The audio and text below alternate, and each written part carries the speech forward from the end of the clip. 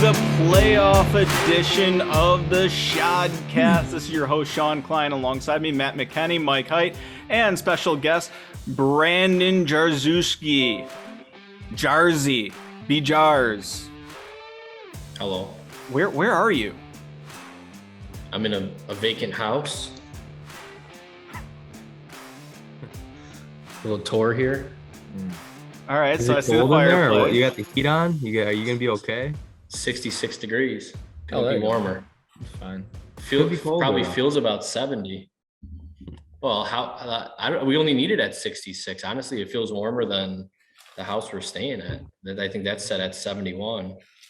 And we only have the downstairs furnace on. It's pretty much heating heating the basement, heating the first floor, heating the second floor. Are you painting the house yourself? No. 3,200 square feet. Let some That's a peasant lot do of that. painting. That's a Plus lot the of garage, painting. it'll be probably 3,700. Yeah, I Yeah, don't know. no. Painter's supposed to come by tomorrow. Actually, tile was supposed to be delivered today and it was not delivered. The So, acoustics there are horrible. well, it's vacant. What do you want me to do? There's gonna be a echo. Fill it up, find a different place. All right, are you ready to dive into this? We got a few things to get into before you talk about who you're choosing, Brandon, because you have a choice this week. But first, Who's that Pokemon? who's that Pokemon? Here are your hints last week. 2011, KC wide receiver and running back eligible player. He had 46 catches in 2011, and he helped the Rusty Truckers. Matt, that's your team. He helped them to the high score in week 13. Brandon, do you have any guesses as to who this Pokemon is? I have no idea. I mean, I didn't even really think about it, but I can't imagine what plug it could possibly be. It's, What did I guess? it's I think absolutely a plug. I was thinking Dexter McCluster, but it that's a doesn't good look like guess. it's Dexter McCluster. Dexter McCluster. Has Matt been involved You got in every Pokemon so far? There were I a think lot so. of good names on the Rusty Truckers over the years. People are gonna think that the show used to be a 4-team league. The other thing that I wanted to show you guys is the official SHODcast power rankings over the weeks, so you can see how we started in week 1, where this orange graph kind of, I don't know if I can make a marker down here or not. I guess not. But that orange graph is where Trek was at number like 1.2, and gosh, the dog has just gone downhill. Crazy spaghetti graph from our SHODcast power rankings. This Why is he on this here graph twice? couldn't be more backwards. Right. Yeah. I'm looking at it. I'm thinking like we need to have this flipped upside down. Well, it's going lowest to highest, and the lowest is 1. So green is the Fat Jims, and they've been in the 1 seed for quite a while, at least as far as the power rankings go. Vince's Team on is fire. Vince's team is on here twice. That is true. Yeah, that's true. It's 15 teams. Yeah, This is I, don't know this. how- graphic I have no idea how that happened, but yeah. All right. Good job, good effort. an Yeah, awful good graph. effort from me. All right, who's in? Fat Jim's 10-4 record, 1,800 points. It gives them the crown this year. Good team. Mm-hmm. New World Order, 9-5, 1,800 points. Here's where it gets a little tricky. Flutie Flakes snuck in at the number 3 position with the same record as Rafi Bombs by 0.04 points. Both of them, very good job this year, but Flutie Flakes got the second choice this week. And then you have Feel the Rush at 8-6, Van Buren Boys at 8-6, and Muppet Nation at 6-8. And the reason why Muppet Nation got there is because of who's out. Jay Walsh football team. Matt, talk about them.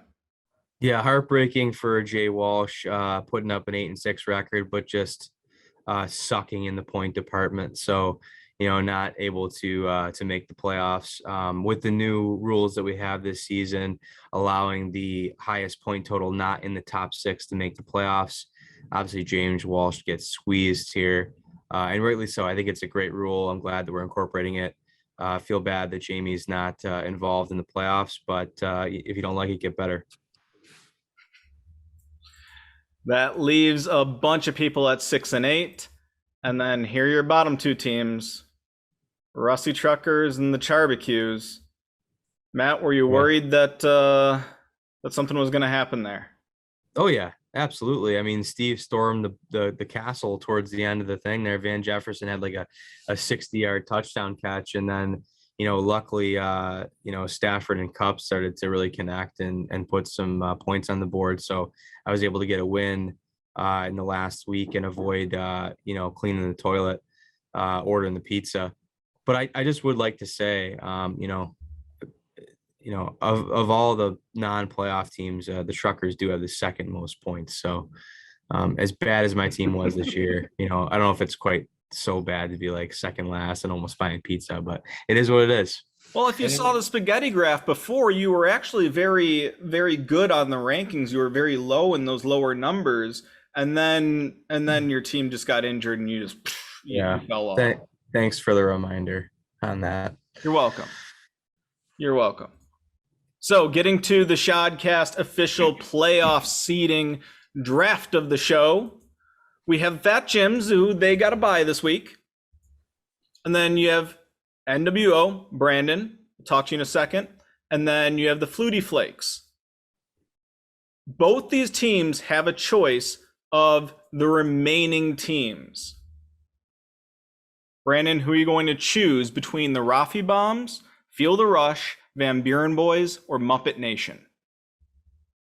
Yeah, I think this was really a no-brainer for me. I had revenge on my mind, so that eliminated Muppet Nation and Rafi Bombs, because I lost to Rob Cav and Grizz in the regular season. So, between those teams, and Lamar Jackson is questionable at best, it seems, I'm going with Van Buren Boys.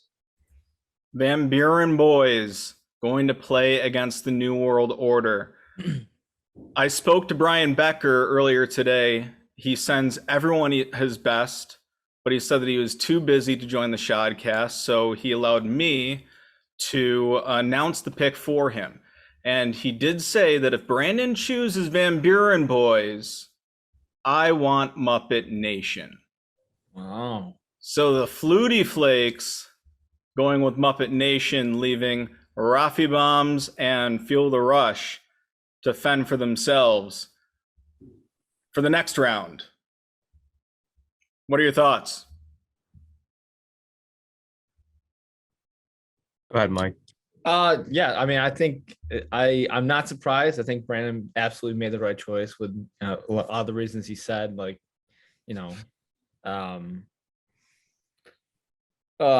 Lamar is very questionable at this point. I mean, he got knocked out early in the second quarter of the game on Sunday, and I mean, Matt and I have been talking about this for weeks, that Van Buren Boys kind of been limping their way into the playoffs, and thought that they might be fodder for whoever got the 2 seed. So not surprised to see this.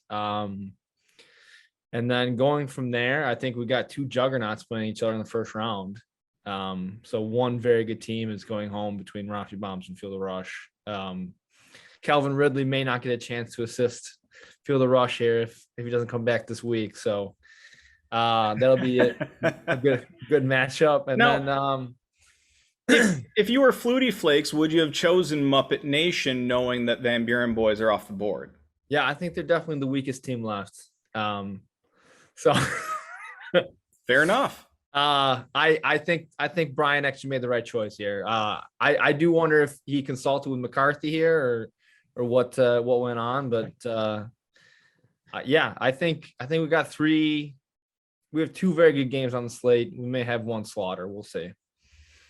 Well, let's take a look at the games. First one up, the Flutie Flakes against Muppet Nation. Now that there has been some shuffling since these screenshots were even taken.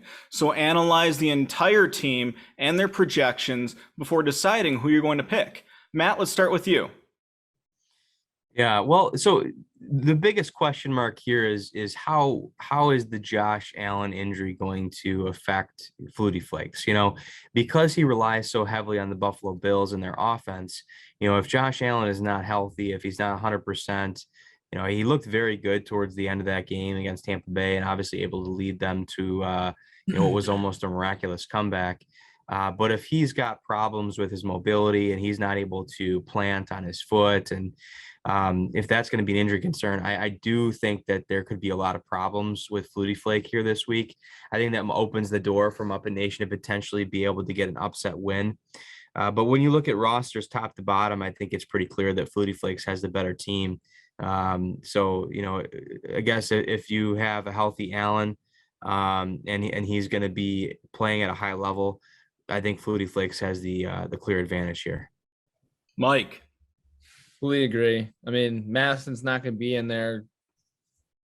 Hopefully, Chubb will be in there. Hunt got a little banged up last week, so he may not play.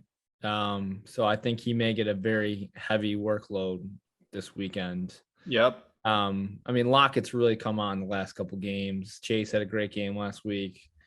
I think Allen's going to be fine. I think against Carolina, it's really not going to matter. And Knox actually had a pretty good game, bouncing back from that awful game on Monday night. He's a touchdown hawk. And Atlanta's defense is awful. So I think Garoppolo will have a good enough game. I don't know. I don't really see. Not a chance for the nation. I'm not loving it. Kansas City's defense has been very good. And I think that game's Thursday night, right? Right. Short Yeah. week. Short week. Short It week. is at home. It is at home, but still, like you said, Mike, big, Kansas City defense has been really tough. So Jarvis, he's got COVID, right? So and Marquise, I guess, would probably be and he's not good on top of that. So well, that was gonna be my follow-up. But Marquise obviously has had a very good season, but with Lamar banged up, who knows how effective he's gonna be. Still need to wait and see what's going on with Taylor Heineke. Okay. Yeah, sure. the bench is really weak for Muppets, so there's not really anybody to plug and play. You contrast that with what Flutie Flakes and his bench. I mean, he's got multiple guys that could potentially contribute. Right. Most of them with a Buffalo Bills logo on their helmet. But Nick Chubb, obviously, he's a guy who, if healthy, is a top running back in the league. Cole Beasley looked like he was getting utilized a little bit more last week, and you would hope that the Bills start to do that a little bit more. Jacoby Myers is still a wide receiver one against New England, or with New England, I should say. So that's a decent option from the bench. And Gabe Davis, obviously, saw him get involved a little bit more as well. So I think you've got multiple options for the Flutie Flakes here, on the bench, just in case there's an injury or if you got to swap out Madison, whatever. I think there's enough firepower here for Flutie Flakes to get it done. I'd be surprised if they don't win. Mm-hmm. Jars, anything to add? I'm actually going contrarian here. Oh, okay. Obviously on paper, Flutie Flakes looks a lot better. A lot of his guys are coming off blow up performances. I think all of them scored at least a touchdown last week, if not two. And you know how things work in the NFL. It's tough to sustain week to week performance, and weird shit happens. So I think this could be one of those weird weeks where maybe Buffalo, Flutie Flakes, as we say every week, is kind of down to Buffalo putting up 40. If they put up 40, he looks good. If not, not so much. And, if that foot injury with Allen is bothering him, or even if they want to let off the gas, I would not be shocked to see Muppet Nation pull ahead here. I actually like the Chargers KC matchup. I think Chris Jones is a massive difference maker on the KC defense. He pretty much all of their pressure is centered around him, and him being out of the lineup. He was out a few games earlier in the year, and that's when KC was getting blown up. And I mean, Chargers have a good offensive line anyways. Without Chris Jones there, Casey might not get as much pressure as a lot of people have seen over the last couple of weeks here. And Herbert could have a big game. I mean, I'm kind of banking on Tyreek to bounce back and even Kelsey to bounce back because they didn't do much last week. And I think Chargers might have to put up some points here and put their foot on the pedal. Yeah, that's a great point with Chris Jones. I mean, he has been a difference maker, especially since they, moved him back inside. They were playing him a lot on the edge early in the season, and they moved him back inside, and they've been doing a lot better defensively. So it's a good point. And even Anyone's dogs barking at this game? I think dogs are barking. I just want to make a point too. Cleveland has a ton of injuries, and yeah, Landry's not going to be there, and Hunt's out, so it looks like Chubb's going to get a big workload. But I think 3 or 4 of the Browns' offensive linemen are on the COVID list. I don't know what that means. If they're unvaccinated or vaccinated, and they can still clear and play. But Vegas defensive line is good. They get a ton of pressure too, so they could dominate inside in that game. There's a lot that can happen. Obviously, it's fantasy football, but I just don't think my chances are very good on this. There's a lot of things that can still happen with my lineup. Again, I'm not very positive that Heineke's even going to play, and then if he does, Philly's defense has been pretty stingy. So I don't know if I even want to play him. So I might just throw in a wide receiver and hope that they have a big game. I think it might be one of those weeks where I just throw in a couple flyers that probably have a higher ceiling, but a lower floor. Do you want to just concede right now? Huh? You want to just concede right now? No, I'm gambling. Okay. This is gambling. I think you're going to be gambling with Jimmy Graham in your lineup. That's never a good feeling. Well, hopefully Waller's back in time for the Cleveland lineup, for the Cleveland slate today, despite not playing for 2 or 3 weeks. I'd be shocked if Waller played. That might be Jimmy Graham time. We'll see. We'll see what happens. Monday Night Football.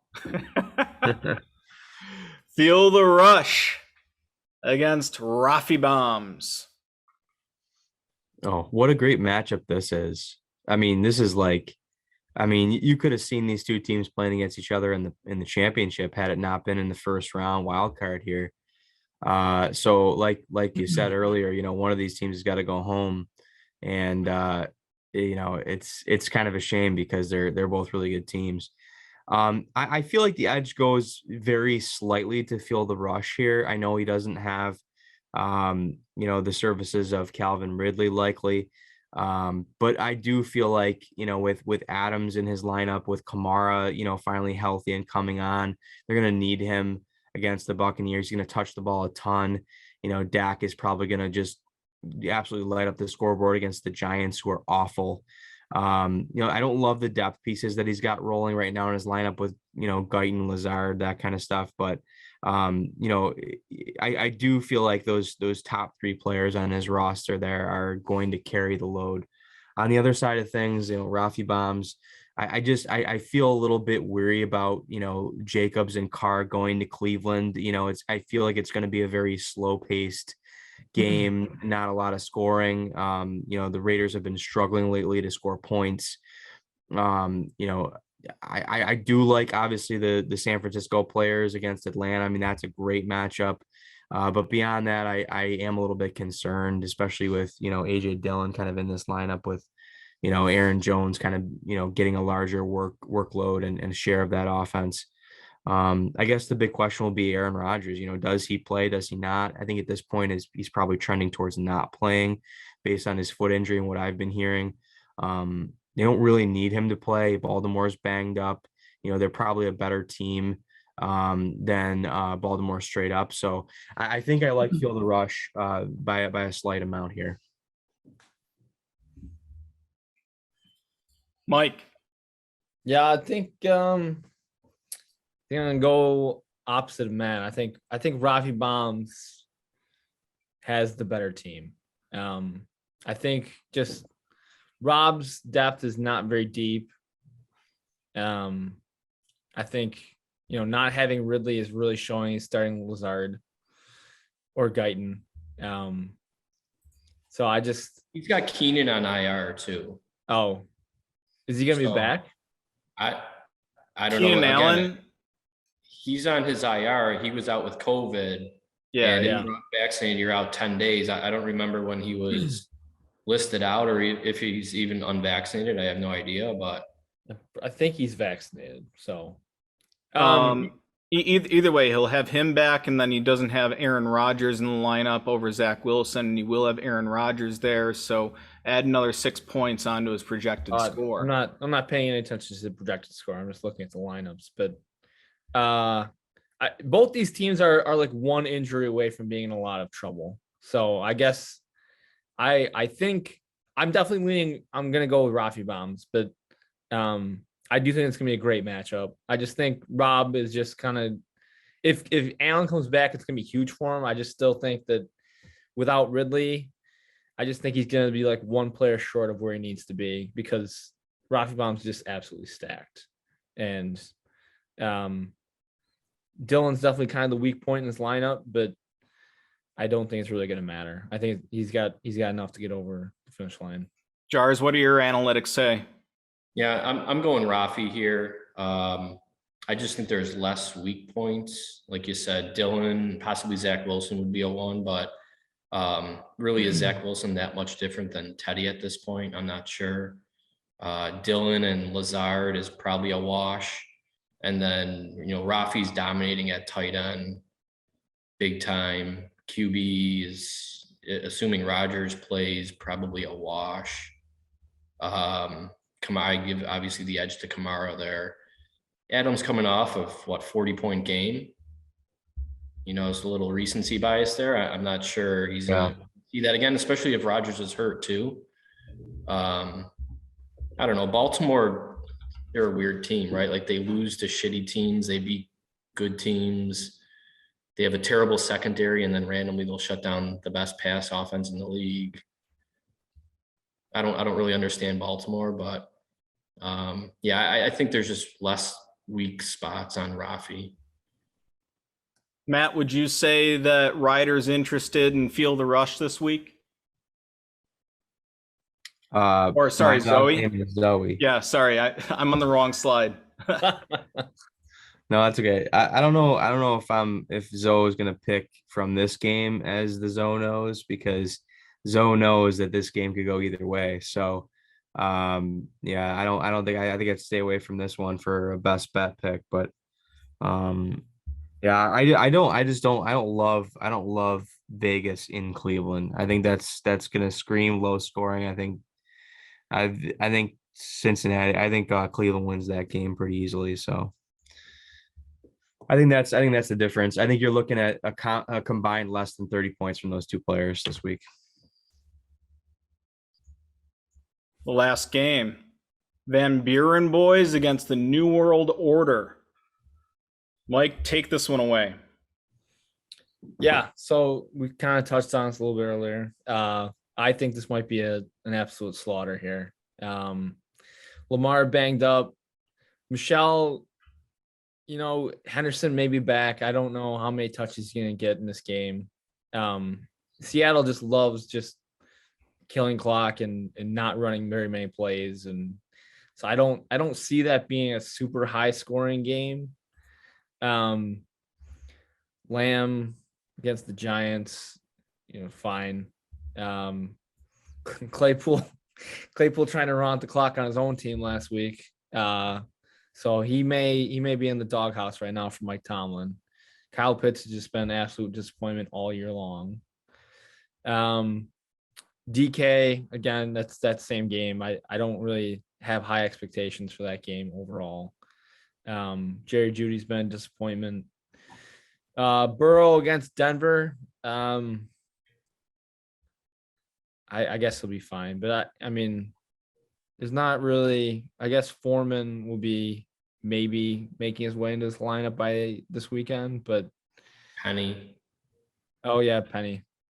Yeah, but I don't really love that game. So, and then switching to the other side, Hurts. I mean, is he gonna be the starter this weekend? Is Taysom gonna be in there, or is that TBD? It's TBD. I'm actually leaning Taysom right now, but he's all banged up too. And I just need the confirmation that he's going to be practicing all week. He's going to be in there because they're the Sunday night game. But I think if Brady puts up a number, it's going to kind of lead to Taysom doing it. So just from a, kind of a game stack point of view, it might make sense just to do that. All right. I mean, I don't think he'd be any worse throwing left-handed, so we'll see. Yeah, I mean, he's been just running nonstop. He had a 44-yard touchdown with 6 seconds left last week. Would you hear what Kamara said about? He's like, get down, dumbass, or something like that. I don't remember exactly what he said, but something along those lines.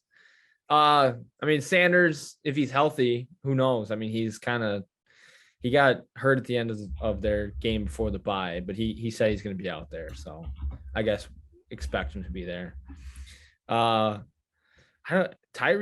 like Casey's been putting up point, or they did last week, but it was all with their running backs. So I think that may be a bit of a bounce back here for Tyreek and for Kelsey. So Waddle's been having a great season. Higgins will be fine. Connor, he got hurt. Does he have an injury designation? He doesn't look like he has one right now, but I actually don't think Connor's going to play. He was laying on the ground. He looks like he's in a lot of pain. And NWO, a lot of injuries. Yeah. A lot of injuries. We're getting bit. Yeah. So who's next man up there? I think it's going to be Josh Reynolds. I think Troy can score through the air. Yeah. But I don't think it's going to matter. I think New Worlder wins by 20 plus. Yeah, but Jars, talk about that depth a little bit. Are you worried that if someone does go down, that you don't have a whole lot of things to play with? Well, I've already lost multiple players, and I'm kind of hanging around there. No, honestly, fantasy's a funny game because there's not a lot separating somebody scoring 8 points from 12 points, right? Like it seems there's a huge difference between somebody like, even Pitts in terms of name value versus Hunter Henry. I mean, they're separated by less than a point on the season. And you look at a roster and you're like, oh, I would take Pitts all day. But I think where you really separate yourself is in the top end players, right? So if you're comping Brady to Burrow, there's a 6-point difference just on average so far. If you're comping Hurts to even Lamar Jackson, I mean, there's a point difference. Or Tyreek to most anyone, you're looking at 3, 4, 5 points. So there's just a bigger gap in the upper echelon players versus any type of plug type player. So, somebody lesser, I don't know, like Miles Sanders, he got hurt for me earlier in the year. It didn't really affect me because he was putting up 8, 9, 10 points a game. And you can pretty much get that off the waiver wire.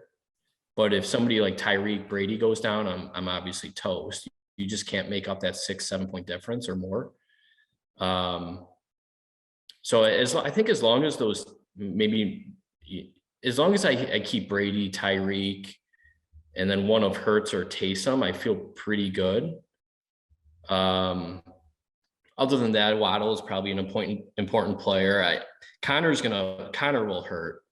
I really don't expect Connor to play. I think they're holding back on the injury right now. They said he was gonna get an MRI today or tomorrow and let everyone know. But I'm expecting to have to, play some plug, whether it's Reynolds. I'm kind of leaning Reynolds now. Otherwise, it'd be Uzoma, which I don't love either. I'm probably looking at the waiver wire then.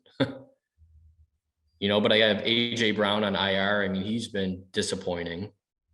He's had a couple of huge games and then just getting a ton of targets, not doing shit with them. Kind of like what Higgins was doing. He kept getting tackled down at the 1 or 2, not scoring, not getting those blow up games. Then he's been hurt about a half dozen times this year.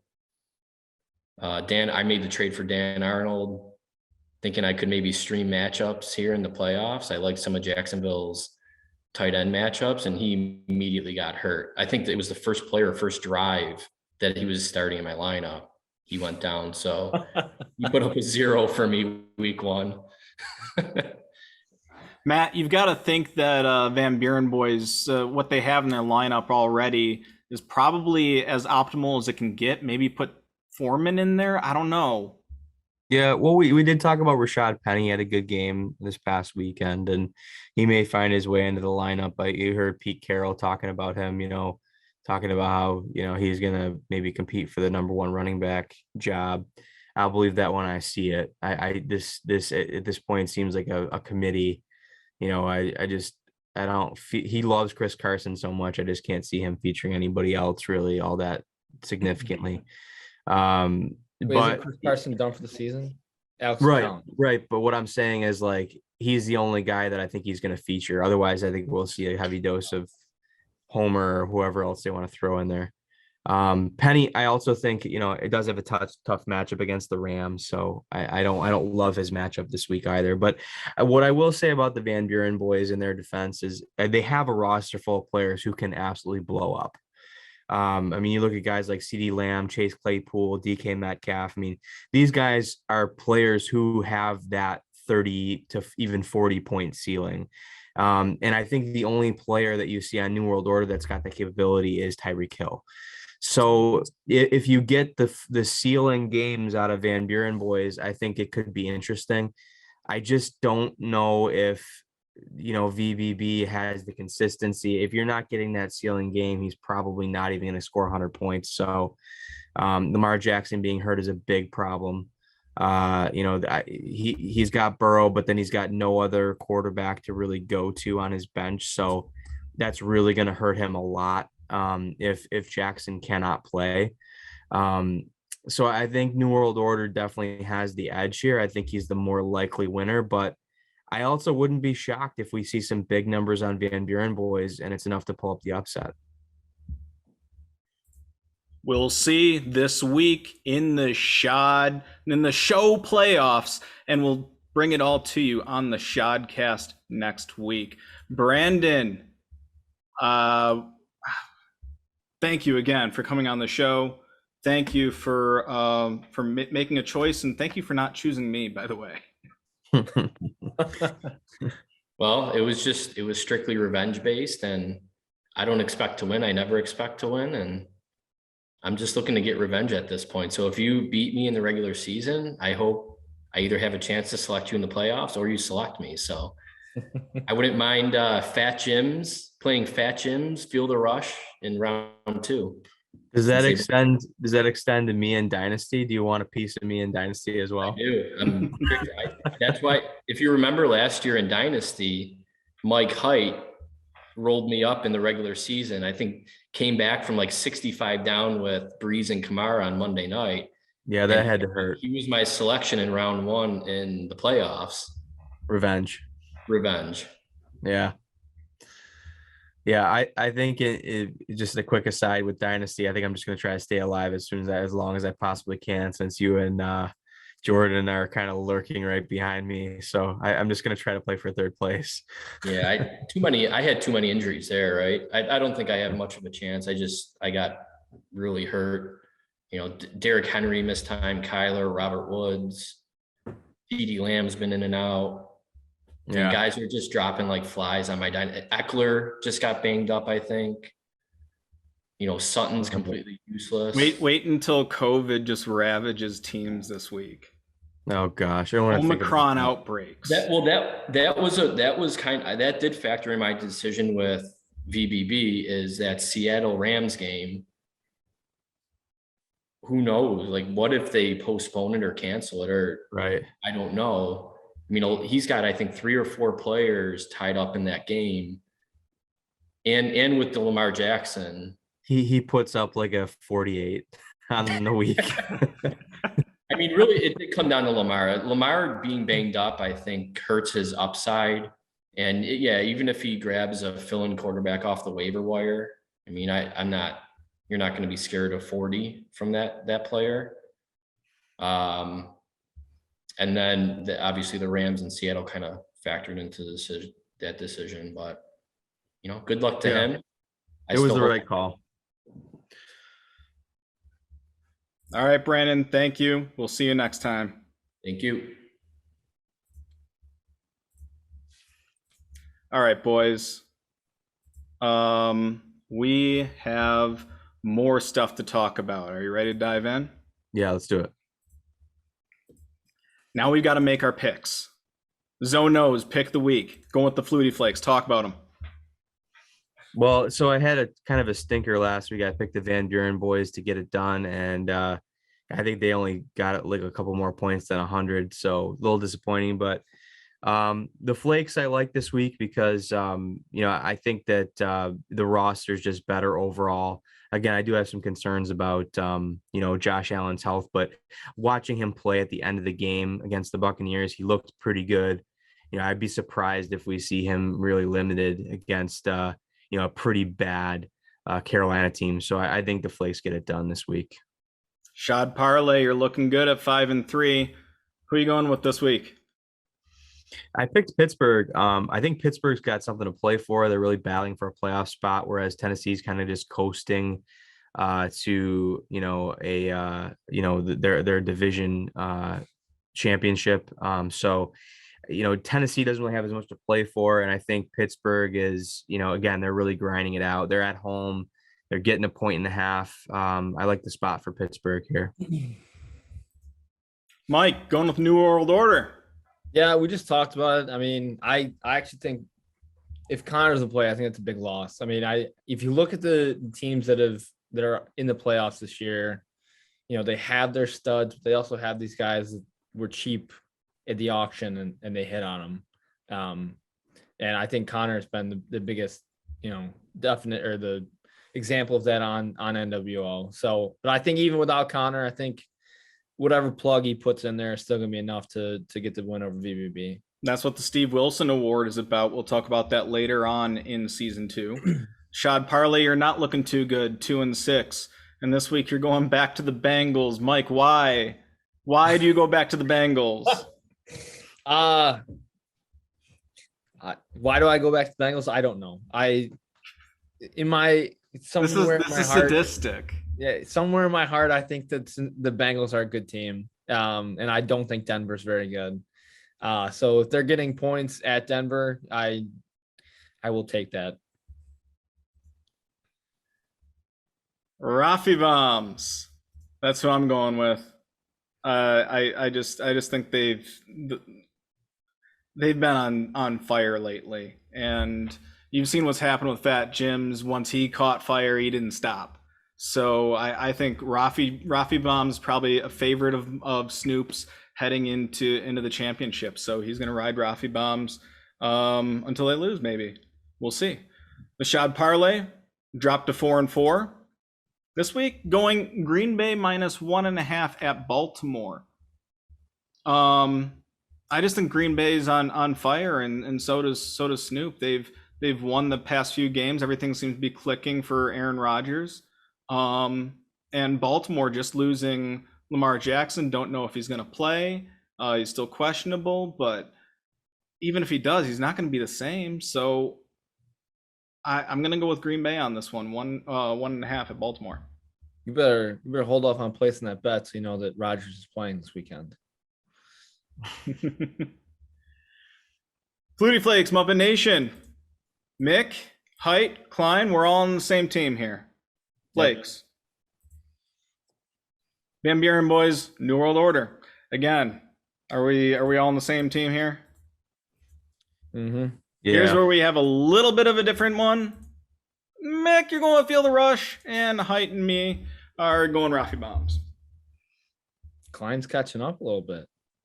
Yeah. Catching up, but I'm not going to be able to catch up with anyone this week. You and I have all the same picks. Mm-hmm. And Matt has one difference. So there's only going to be a 1-point difference this week.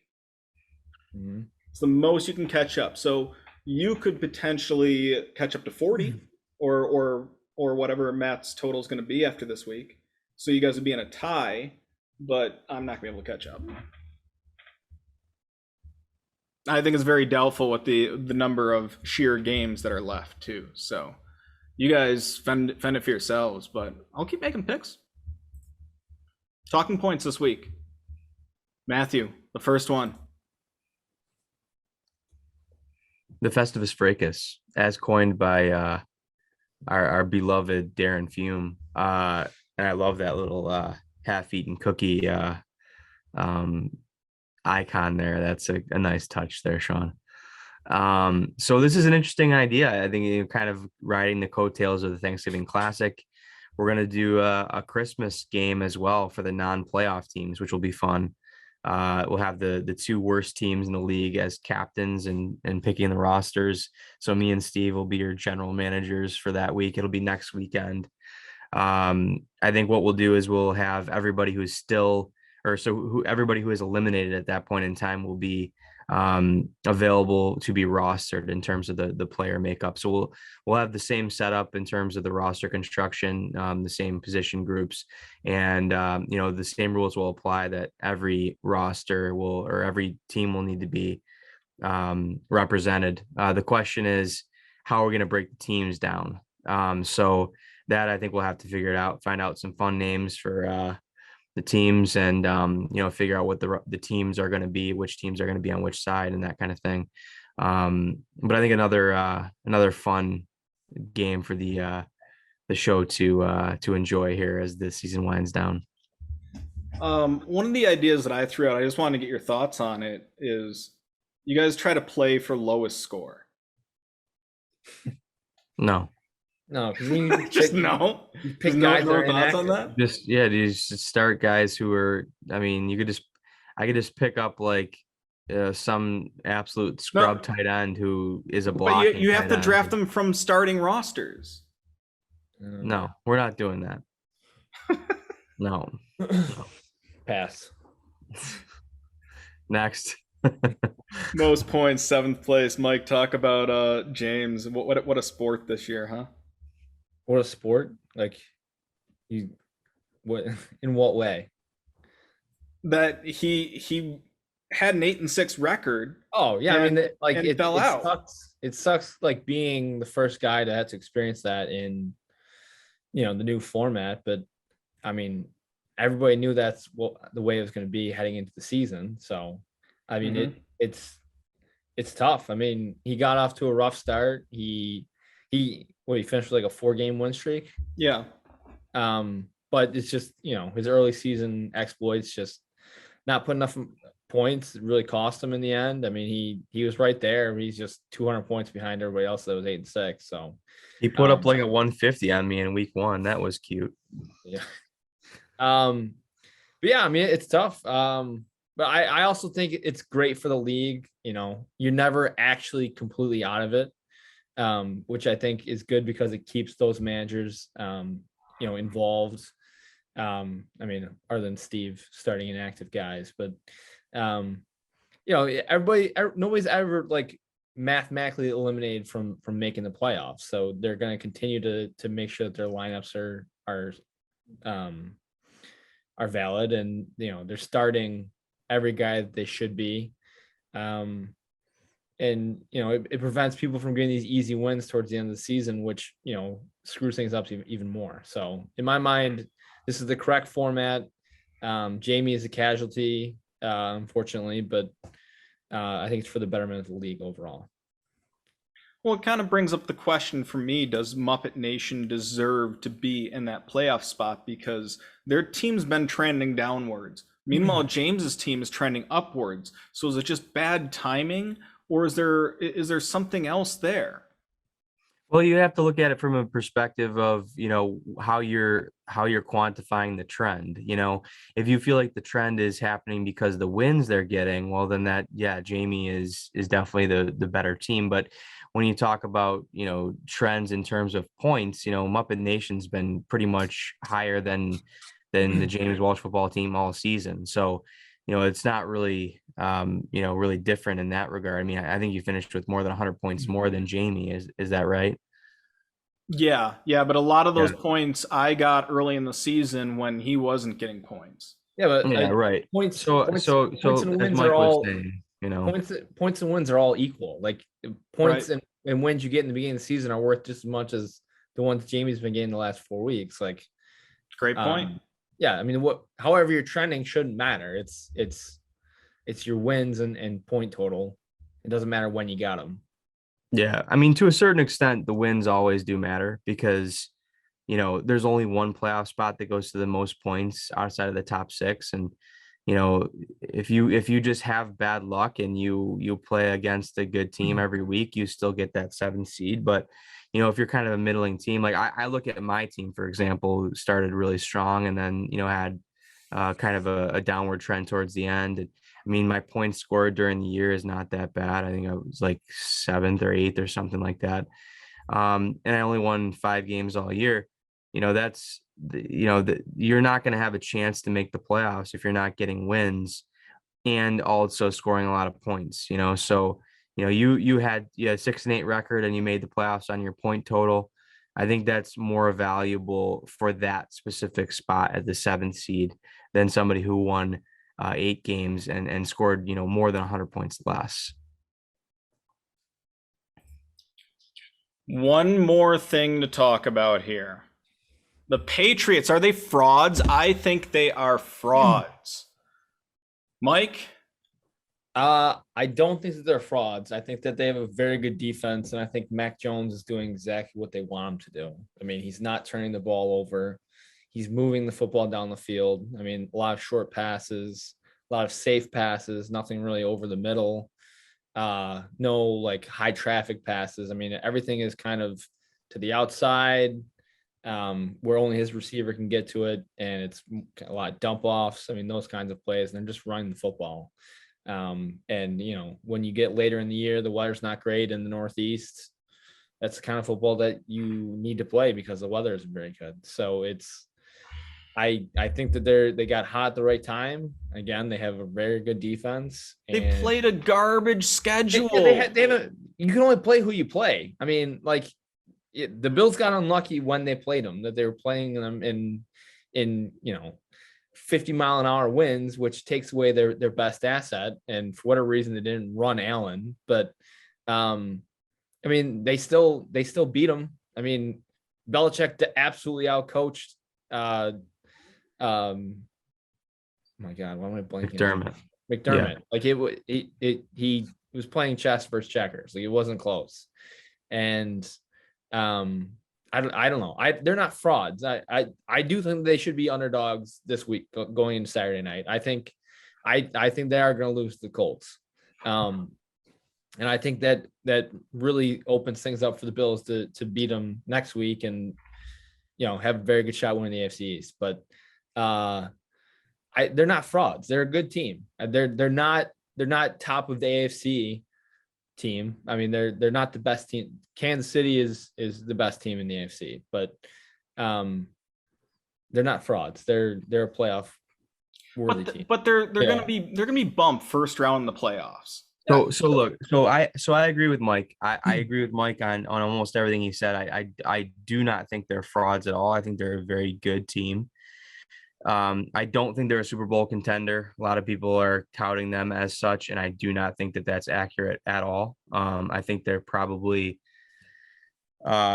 I would take several teams, including the Bills and the Colts, over the Patriots in terms of making noise in the AFC playoffs. I don't think they're complete enough. I think that they have a lot of limitations with the way they can move the ball offensively, and I think that's a problem. I think it's going to be a big game on Saturday. I'm hoping the Colts obviously get the win, but I don't think it's going to be an easy one. I think that it's going to be a tight game. So frauds, no. Have they mopped up on some bad teams? Yeah, but they've also had a couple of good wins. I mean, it's not like they're just beating up on bad teams. They did get some good wins. We went over the schedule earlier, and the Bills are a good team. They beat the Bills. They beat the Browns. The Browns are but when you look at the schedule, yeah, they beat Cleveland, but Cleveland was banged up. They beat Tennessee, but Tennessee was banged up. Yeah, they beat Buffalo, but it was a windstorm. But they're still good teams. It's not like you're this is the Jets or Carolina. Like these are good teams that they beat. They beat the good teams, and then they've beat the bad teams. The only teams they've really lost to, we talked about this. They lost to Tampa. They lost to Dallas. They lost to some quality teams. Mm-hmm. So and they lost to Miami too. They lost to Miami, but that was week 1. It was week 1, and it was Miami's the first game not a bad ever team played either. in the NFL. Miami's not and bad. they barely outscored Houston. Okay. I mean, Davis Mills went nuts. okay, so yeah, and they came from behind to beat them. They were going to lose, and they came from behind to beat them. So, I mean, I think the Patriots are still a good team. Yeah, they hung with Dallas too. They almost beat Dallas. Yeah, You know, took that they Dallas had to goofy score end of like the last game. Yeah, they minute took with him to Lamb. OT. Yeah, But Klein, like, when you say frauds, like, what do you mean? Like I think, feel like they've gotten very lucky. okay, but like, what other team in the AFC belongs in the playoffs if not them? Well, a healthy Cleveland team. well, Oh. you would say the Bengals, right, Mike? Yeah, Bengals. No, they did beat the Chargers, but I would love to see a rematch of that. I think when the Chargers are clicking, there's no better team in the AFC or maybe even the NFL. But problem is they can't get clicking. But when they do, they score at will. It's incredible. I've actually really enjoyed watching Chargers games this year because of it. They're in the playoffs though. Yeah, Then they're like the fifth seed probably or something. yeah. Then probably like Colts, same thing. I mean, a matchup this week. I'd love to revisit this discussion next week after the Colts just slaughter them. Well, I think they can lose the Colts and still be a playoff caliber You're team. right. They could still be a very good team even after losing to the Colts. I think the Bills are the second best team in the AFC, but they have lost to the Patriots, they've lost to the Colts, they've lost to the Titans, and the Steelers, who, I mean, that was week 1, it was a long time ago, but the Bills have had they lost to the Jaguars, my God, Yeah. but I think they're the second most, maybe they have a more talented roster than the Chiefs, and their team is playing better. Their offense is playing better than the Chiefs right now, but I don't know. You can't call them frauds. They've earned their wins, and yeah, they're not Super Bowl contenders, but it doesn't mean that they haven't earned their record. I mean, I just don't think they have a chance to beat any team that's really on their game in the playoffs. Nobody disagrees with you here. Well, we'll see. We'll see what happens. I think there's still a lot left to be determined. The Patriots still have 2 big games against the Colts and the Bills still to play. If they lose both games, they may lose the division. I think it's totally up for grabs here. So, I think, this coming Saturday will tell us a lot about the Patriots. If they can beat the Colts, I think, we'll all kind of agree that they're for real. If they can't beat the Colts, then, maybe they're more towards the lower end of the AFC, but, we'll see what happens. COVID pills, we got a lot of them this week, including one that I will take myself right here, right now. But talk about the COVID. This is for Jarvis Landry, but talk about the COVID pills a little bit while I get set up, because we've got quite a few of them this week. I don't know if you guys got any. Yeah, I got Odell. I gotta take at some point in time. And no better time than now, Mike. No, Yeah, also. join me. Line it up with. If you can't hear it in my voice, I'm coming off of a rough weekend, so we're gonna hold off on drinking. Stoli is good for that. Get that jalapeno right in the throat. Yeah, heat it right up. I actually have other alcohol in the house now. It's not. You don't have the Stoli? I do have the Stoli, but I'm saying I have other alcohol now. Oh, well, you should still go to the Stoli. Oh, just for memories. For old time's sake, yeah. Yeah. Well, I love the COVID pills. I think they're fun. I think I've only done like one all year, which is interesting because my team has been run so ragged. You'd think that COVID would have hit me harder, but it didn't. Because they were already on IR, so they didn't need to be tested. Yeah, well, I don't know if that's the rule or not, but regardless, no, COVID pill always is kind of a fun thing. Once COVID goes away, spoiler alert, it's never going away. But once it goes away, I wonder what we'll fill with that. I don't know if we'll do, injury pills or some other type of thing, but it's fun, but it does have the potential of getting really wild, as we've seen this week with what was chain it, 32 reactions or 54 chain reactions.